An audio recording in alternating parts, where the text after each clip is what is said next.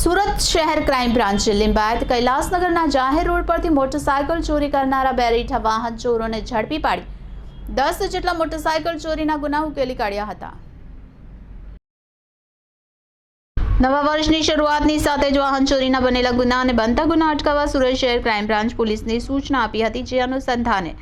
Surat crime branch NDPS અને arms કોડની team દ્વારા અગાઉ વાહન ચોરીના ગુનામાં પકડાયેલા આરોપીની માહિતી મેળવી તેની ઉપર નજર રાખી તથા બનેલ બનાવની ગુનાવાળી જગ્યાઓને વિઝિટ કરી ટેકનિકલ તથા હ્યુમન ઇન્ટેલિજન્સ સર્વેલન્સના આધારે વર્કઆઉટમાં હતા।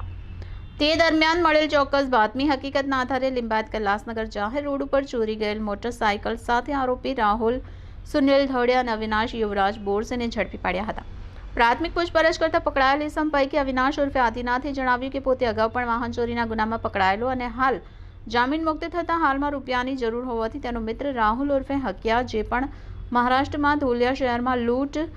તથા ખૂનના ગુનામાં પકડાયેલો હતો તેને સાથે રાખી સુરત શહેર વિસ્તારમાં રાત્રિના સમયે મોટરસાયકલ ચોરી કરતા હતા અને ચોરી કરેલ વાહનો છુપાવી દેતા હતા અને 10 જેટલી મોટરસાયકલ ભેગી થયા બાદ અન્ય રાજ્યમાં વેચવા માટે લઈ જતા હતા।